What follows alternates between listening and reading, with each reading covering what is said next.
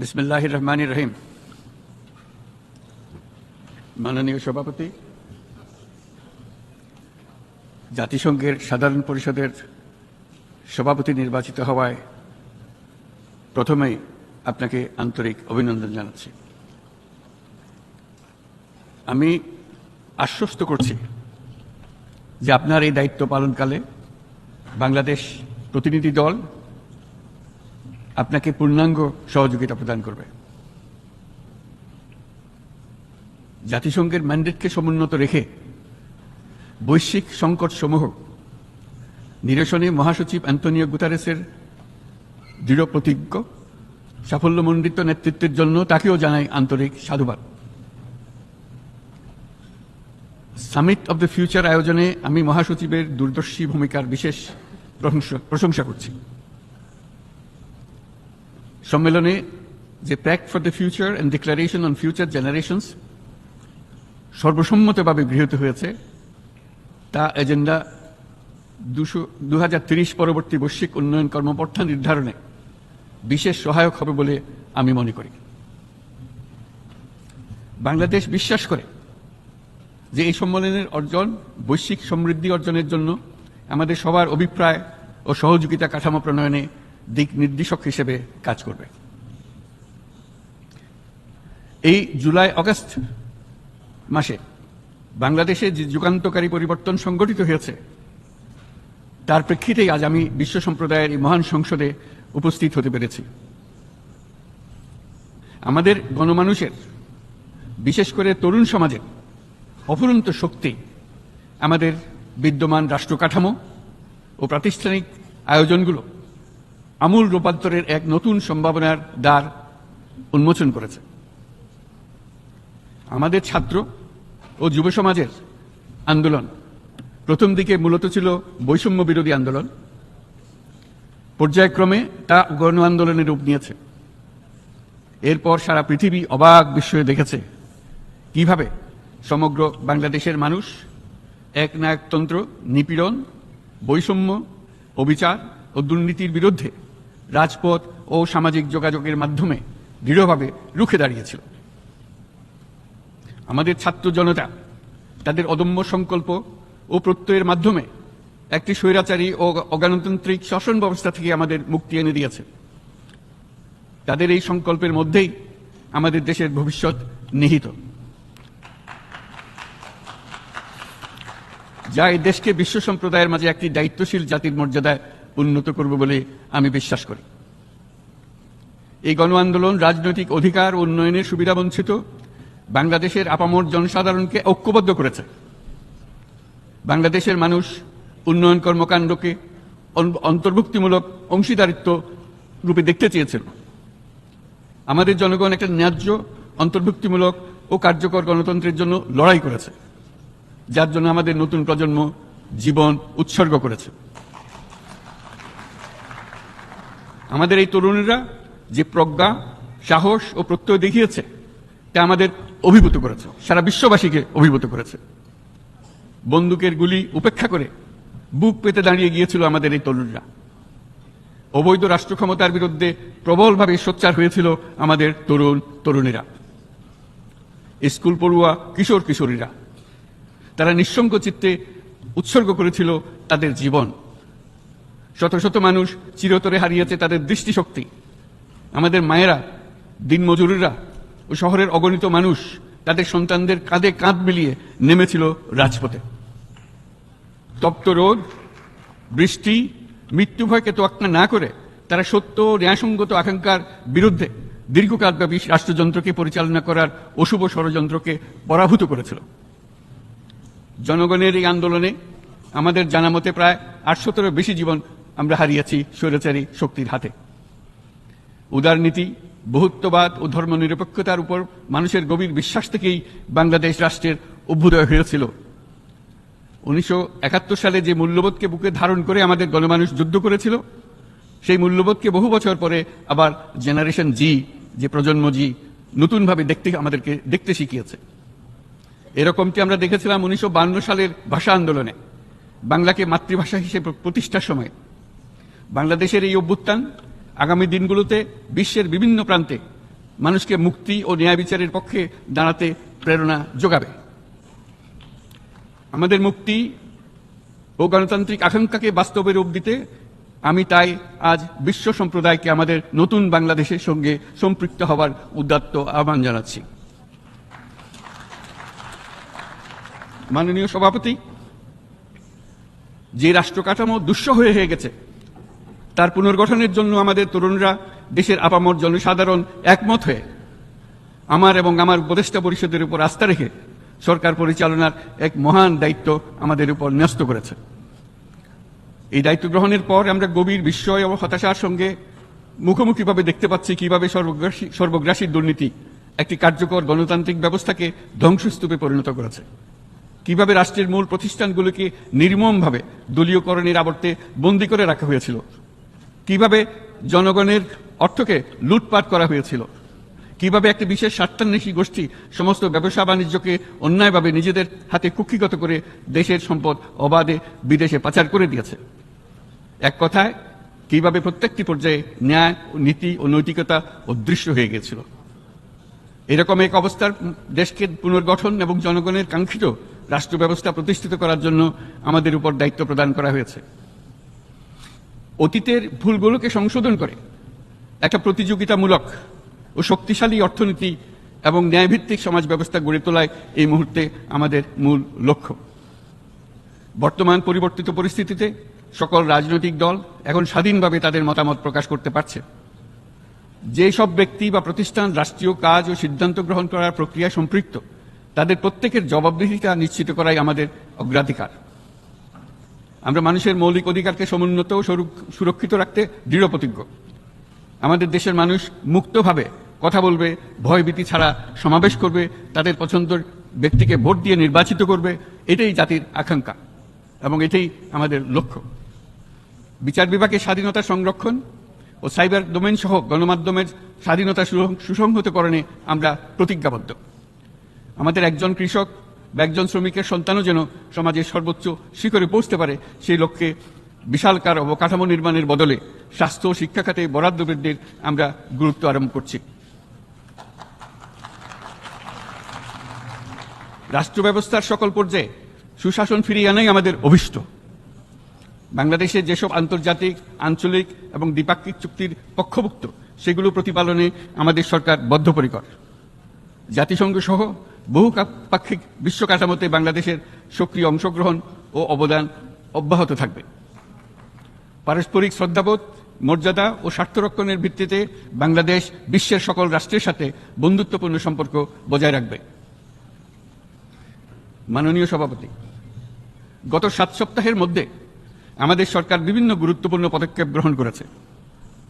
আমাদের অনুরোধে সাড়া দিয়ে জাতিসংঘের মানবাধিকার বিষয়ক হাই কমিশনার বাংলাদেশের গণ আন্দোলনকালে সংগঠিত মানবাধিকার লঙ্ঘনের বিষয়ে বিস্তৃত অনুসন্ধান এবং এইসব বিষয়ে ঘটনার পুনরাবৃত্তি রোধে পরামর্শ প্রদানের জন্য একটা ফ্যাক্ট ফাইন্ডিং কমিশন গঠন এবং তার কাজ শুরু করার জন্য দ্রুত বাংলাদেশে পাঠিয়ে দিয়েছে। আমি তাকে বাংলাদেশের পক্ষ থেকে অশেষ ধন্যবাদ জানাচ্ছি। দায়িত্বভার গ্রহণের 2 সপ্তাহের মধ্যে আমরা গুম প্রতিরোধে যে আন্তর্জাতিক কনভেনশন রয়েছে তাতে যোগদান করেছি।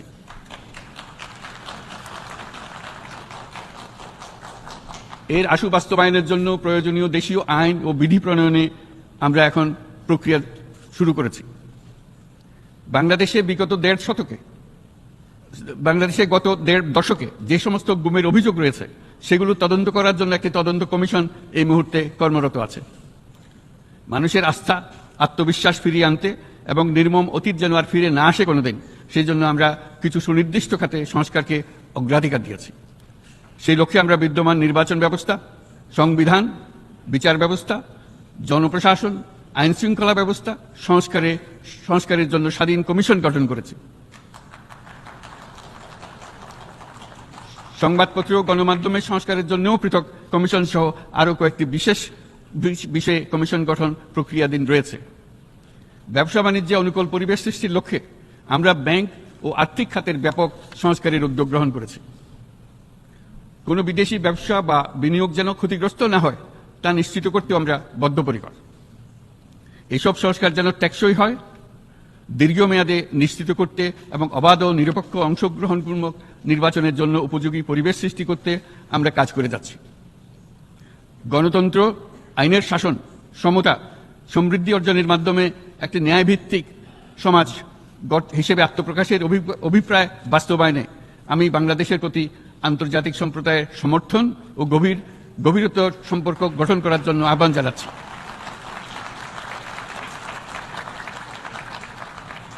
মাননীয় সভাপতি, বাংলাদেশ মনে করে যে শান্তি রক্ষা ও সংঘাত মোকাবেলা জনগণের সমৃদ্ধি নিশ্চিত করার মূল চালিকা শক্তি।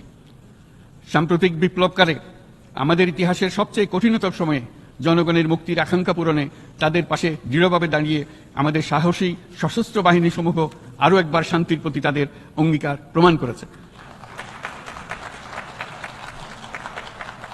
এটা সম্ভব হয়েছে শান্তি রক্ষায় আমাদের অঙ্গীকারের কেন্দ্রবিন্দুতে মানবাধিকারকে স্থান দেওয়ার ফলে। জাতিসংঘের পিস বিল্ডিং কমিশনের সূচনা লগ্ন থেকেই শান্তি রক্ষার মতো শান্তি বিনির্মাণেও বাংলাদেশ সমান অঙ্গীকার ব্যক্ত করে এসছে। আমাদের দিনগুলোতে আমরা জাতিসংঘের শান্তি রক্ষা কার্যক্রমে আমাদের মূল্যবোধ ভিত্তিক অবদানের ধারাবাহিকতা রক্ষা, সমুন্নত ও প্রসারিত করতে বদ্ধপরিকর। জাতিসংঘের শান্তি রক্ষা কার্যক্রমে অবদানকারী তৃতীয় বৃহত্তম রাষ্ট্র হিসেবে বাংলাদেশ এখন পর্যন্ত 43টি দেশে 63টি মিশনে শান্তিরক্ষী প্রেরণ করেছে। বসনিয়া থেকে শুরু করে কঙ্গো পর্যন্ত বিশ্বের বিভিন্ন প্রান্তে এসব মিশনে দায়িত্ব পালনকালে 168 জন বাংলাদেশি শান্তিরক্ষী নিজেদের জীবন বিসর্জন দিয়েছে। আমরা আশা করি যে কোনো অবস্থায় নানা প্রতিকূলতা সত্ত্বেও জাতিসংঘের ভবিষ্যৎ শান্তিরক্ষী কার্যক্রমগুলোতে বাংলাদেশের প্রতিরক্ষা বাহিনীর সদস্যরা একইভাবে অবদান রাখার সুযোগ পাবে। মাননীয় সভাপতি, আমাদের সকলের বাসস্থান এই পৃথিবী। বৈশ্বিক অগ্রাধিকারগুলোকে সঠিকভাবে নির্ণয় করতে আগ্রহী। জলবায়ু পরিবর্তন আমাদের সকলের অস্তিত্বের প্রতি হুমকি স্বরূপ। এই গ্রীষ্মে সর্বকালের রেকর্ড ভঙ্গকারী তাপদাহ আমাদের জলবায়ুজনিত পরিবর্তনের কথা স্পষ্টভাবে স্মরণ করিয়ে দিয়েছে। আমাদের যা প্রয়োজন তা হলো জলবায়ু সম্পর্কিত ন্যায় বিচার, যাতে করে দায়িত্বজ্ঞানহীন সিদ্ধান্ত, উদাসীন আচরণ কিংবা এর মাধ্যমে সাধিত ক্ষতির বিষয়ে যারা সংশ্লিষ্ট তাদের দায়বদ্ধ করা যায়। জলবায়ু পরিবর্তনজনিত দীর্ঘমেয়াদী প্রভাবগুলো অপূরণীয় ক্ষতির কারণ হয়ে দাঁড়িয়েছে। আমরা জীব বৈচিত্র্য হারিয়ে ফেলছি। প্যাথোজেনের পরিবর্তনের ফলে নতুন রোগ বাড়ছে। কৃষিক্ষেত্রে চাপ বাড়ছে ক্রমাগতভাবে। পানি সম্পদ ঝুঁকিতে ফেলছে আমাদের বাসযোগ্যতাকে। সমুদ্র পৃষ্ঠের উচ্চতা বৃদ্ধি এবং লবণাক্ততা আমাদের ক্ষতি করছে প্রতিনিয়ত। ঘূর্ণিঝড়ের সংখ্যা ও মাত্রা বৃদ্ধির কারণে যে ক্ষতি হচ্ছে তাকে উপেক্ষা করার সুযোগ নেই। ক্ষুদ্র কৃষক, প্রান্তিক পর্যায়ে জীবিকা অন্বেষণকারীরা জলবায়ু পরিবর্তনজনিত ঝুঁকির মুখোমুখি হচ্ছে সবচেয়ে বেশি। আমি আজ এই বিশ্ব সভায় যখন কথা বলছি তখন বাংলাদেশের পূর্বাঞ্চলে 50 লাখেরও অধিক মানুষ তাদের জীবদ্দশায় হওয়ার সবচেয়ে ভয়াবহ বন্যা মোকাবেলা করে যাচ্ছে। মহাসচিব গুতেরেস আমাদেরকে দেখিয়েছেন যে বিদ্যমান পরিক্রমা অব্যাহত থাকলে বিশ্বের গড় তাপমাত্রা 2.7 ডিগ্রি সেলসিয়াস বৃদ্ধির দিকে অগ্রসর হতে থাকবে।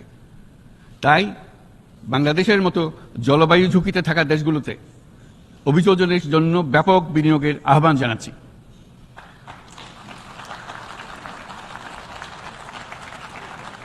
এছাড়াও উদ্ভাবনী শক্তির প্রয়োগ, অতিরিক্ত অর্থায়নের মাধ্যমে লস এন্ড ড্যামেজ ফান্ডকে কার্যকর করা আমাদের জন্য অত্যন্ত গুরুত্বপূর্ণ। একইভাবে আমাদের প্রয়োজন প্রযুক্তির সহজলভ্যতা, সক্ষমতা বৃদ্ধি।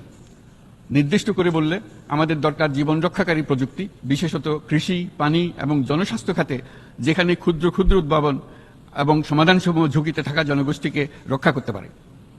জলবায়ু সংকটের মোকাবেলা এবং বৈশ্বিক অর্থনীতি সুসংহতকরণে আমাদের যুগপথভাবে কাজ করতে হবে। বিশ্ব সম্প্রদায় এখন কার্বন মুক্ত পৃথিবী গড়ে তুলতে মনোযোগী হচ্ছে।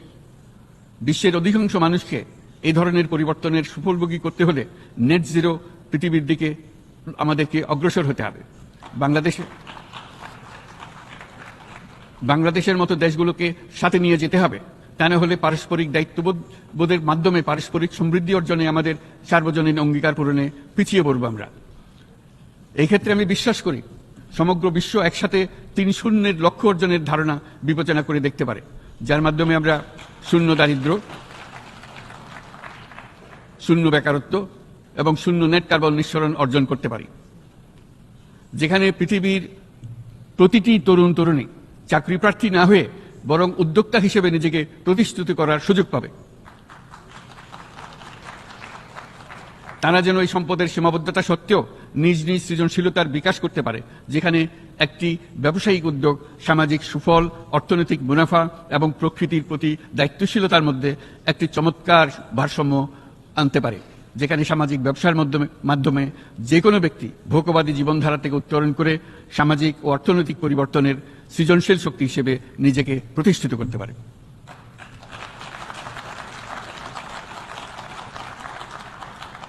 এই সময়ে তাই প্রয়োজন উন্নত উন্নয়নশীল সকল দেশসমূহ এবং বিভিন্ন অংশীদারদের মধ্যে নতুন দৃষ্টিভঙ্গি, নতুন মূল্যবোধ এবং নতুন একতা। সামগ্রিকভাবে এই লক্ষ্য অর্জনে জাতিসংঘ ব্যবস্থা, জাতীয় আঞ্চলিক পর্যায়ে সরকারসমূহ, সকল ব্যবসা প্রতিষ্ঠান, বেসরকারি অংশীজন এবং দাতব্য সংস্থাগুলোকে একসঙ্গে কাজ করতে হবে। আমাদের অর্থনৈতিক কাঠামোতে সামাজিক ব্যবসাকে স্থান দিলেই নিচের অর্ধেকাংশ মানুষের জীবনে তা বিরাট পরিবর্তন আনতে পারে। এই পদক্ষেপ একই সঙ্গে জলবায়ুর ধ্বংসাত্মক গতিকে সফলভাবে রোধ করতে পারে এবং বাজার ব্যবস্থার মাধ্যমেই এই মীমাংসা হতে পারে। এ বিষয়ে আমি মহাসচিব গুতেরেসের বিশেষ দৃষ্টি আকর্ষণ করছি। মাননীয় সভাপতি, বহুমুখী সংকটে জর্জরিত বর্তমান বিশ্বে যুদ্ধ এবং সংঘাতের ফলে ব্যাপক ভিত্তিতে মানুষের অধিকার খর্ব হচ্ছে।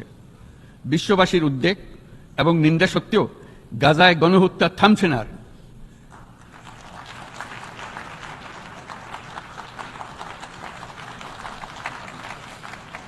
ফিলিস্তিনের মতো বিদ্যমান বাস্তবতা কেবল আরব কিংবা মুসলমানদের জন্যই উদ্বেগজনক নয়, বরং তা সমগ্র মানব জাতির জন্যই উদ্বেগের বিষয়।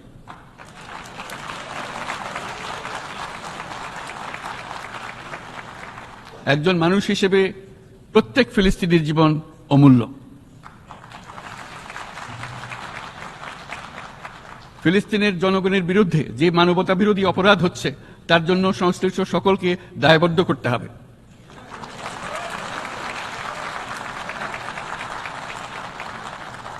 ফিলিস্তিনের জনগণের উপর চলমান নৃশংসতা, বিশেষত নারী এবং শিশুদের সাথে প্রতিনিয়ত যে নিষ্ঠুরতা বিশ্ব দেখাচ্ছে, তা থেকে নিস্তারের জন্য বাংলাদেশ অনতিবিলম্বে সম্পূর্ণ যুদ্ধবিরতির আহ্বান জানাচ্ছে।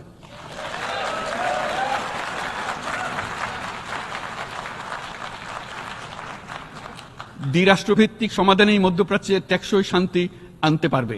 তাই জাতিসংঘ সহ আন্তর্জাতিক সম্প্রদায়ের সকলকে এর বাস্তবায়নের জন্য এখনই উদ্যোগ নিতে আহ্বান জানাচ্ছি।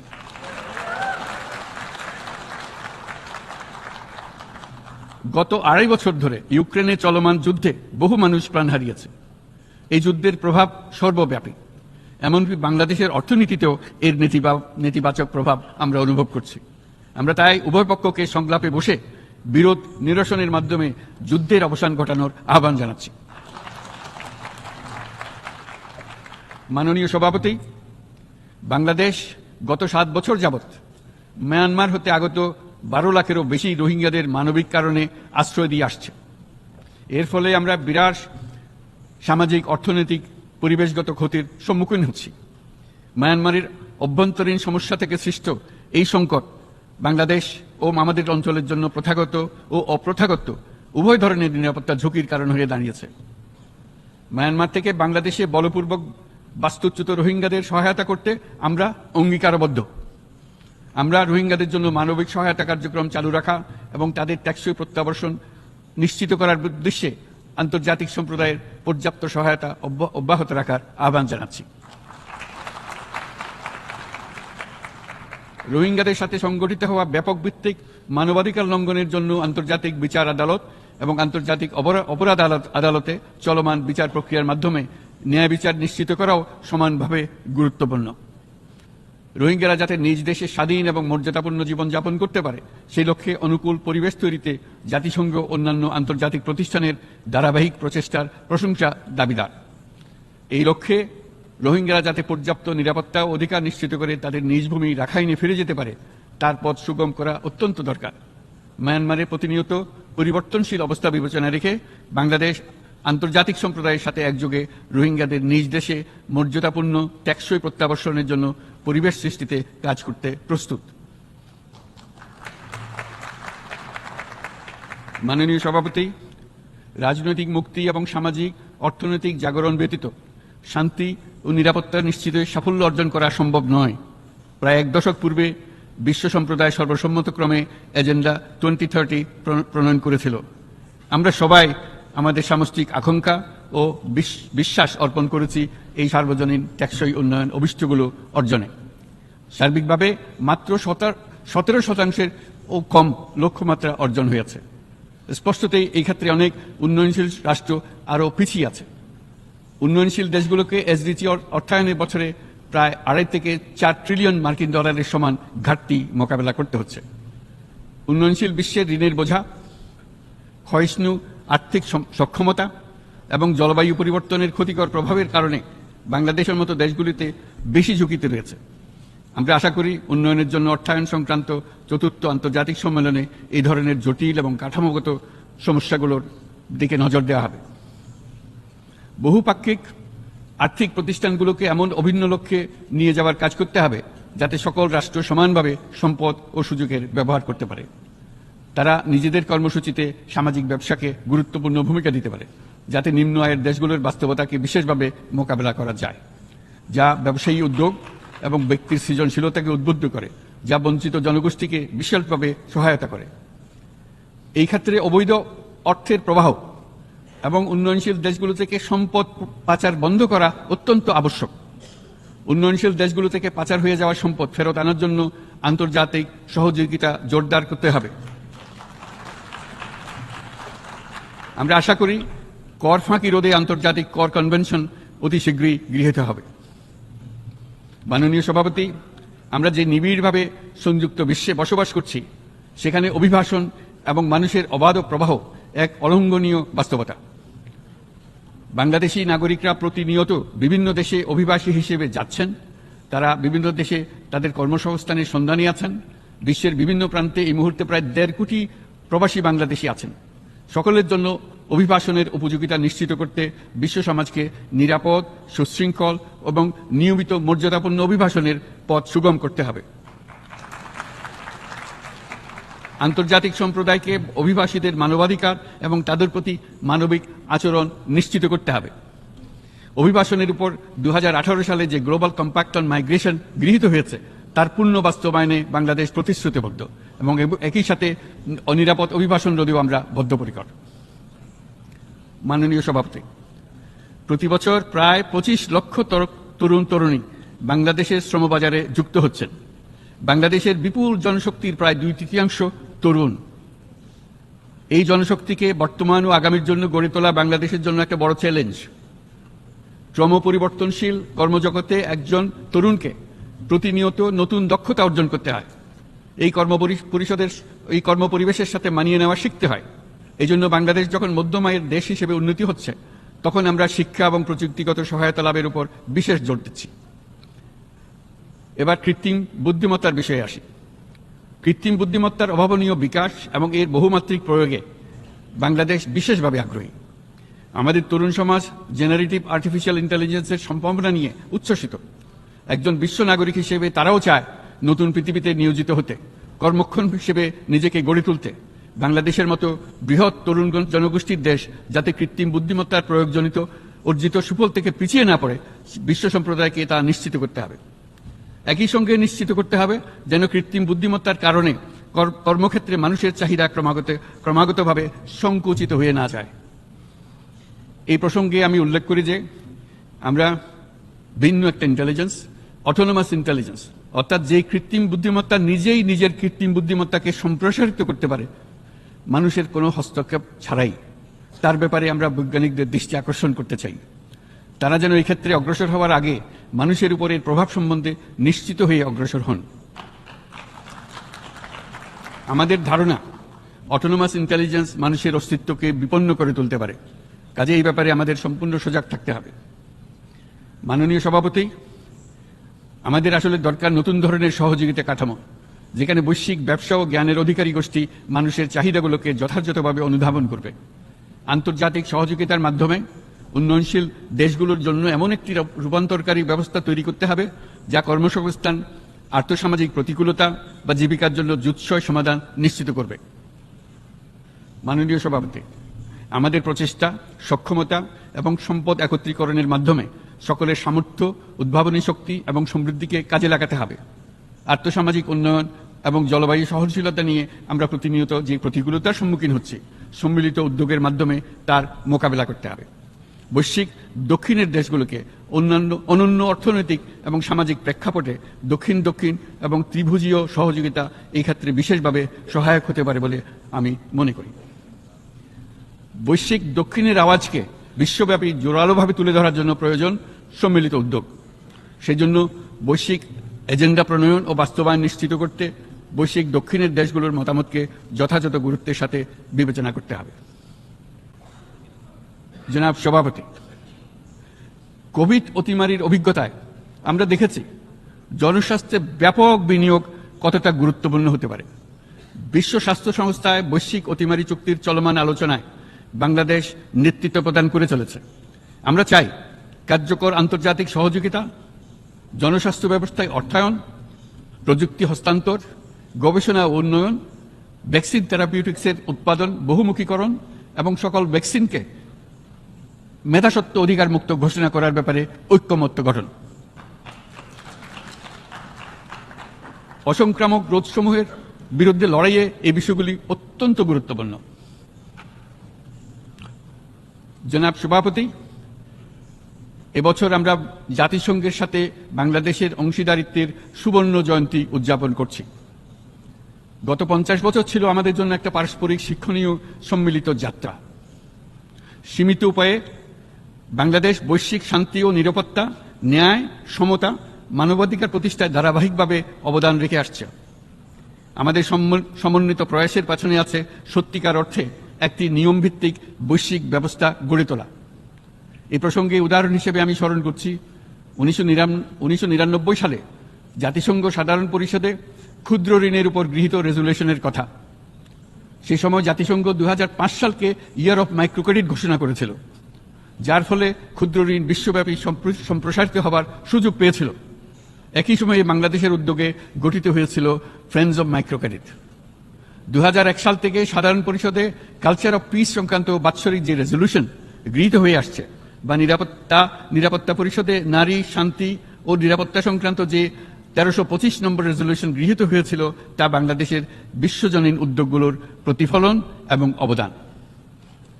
মাননীয় সভাপতি, আজ এই মহান বিশ্বসভায় বিশ্ব নেতৃবৃন্দের উপস্থিতিতে প্রতিধ্বনিত হচ্ছে শান্তি, নিরাপত্তা, ন্যায় বিচার প্রতিষ্ঠা এবং সম্পদের সুষম বন্টনের মাধ্যমে সকলের অন্তর্ভুক্তি নিশ্চিত করার আহ্বান। সদস্য রাষ্ট্র হিসেবে আমাদের প্রত্যেককে আজ গভীরভাবে অনুধাবন করতে হবে কিভাবে আমরা নারী, পুরুষ সকলের জন্য ও আগামীর দিনগুলোতে উদ্যোক্তা হবার সমান সুযোগ সৃষ্টি এবং তাদের ক্ষমতায়ন নিশ্চিত করতে পারি। সকল বৈশ্বিক সমস্যার সমাধানের জন্য আমাদের সবার হাতে যথেষ্ট সক্ষমতা, সম্পদ এবং উপায় রয়েছে। আসুন আমরা জাতীয় বা আন্তর্জাতিক যেসব প্রতিশ্রুতি দিয়েছি তা বাস্তবায়ন করি এবং অর্থনৈতিক ক্ষেত্রে সামাজিক ব্যবসার ধারণা প্রতিষ্ঠিত করে সকল প্রকার বৈষম্য ও অসমতার অবসানে ঐক্যবদ্ধভাবে আমরা কাজ করি। বাংলাদেশের তরুণরা প্রমাণ করেছে যে মানুষের স্বাধীনতা, মর্যাদা ও অধিকার সমুন্নত রাখার অভিপ্রায় কোনো উচ্চাভিলাষ নয়, বরং এটা সকলের নিশ্চিত প্রাপ্য। আজ এই মহান সমাবেশে আপনাদের উপস্থিতিতে শান্তি, সমৃদ্ধি ও ন্যায় বিচার নিশ্চিত করতে আন্তর্জাতিক, আঞ্চলিক এবং জাতীয় পর্যায়ে বাংলাদেশে তার ভূমিকাকে ক্রমাগতভাবে জোরদার করার নিশ্চয়তা দিচ্ছে। আজ আপনাদের সবাইকে শুভেচ্ছা জানাচ্ছি, ধন্যবাদ জানাচ্ছি।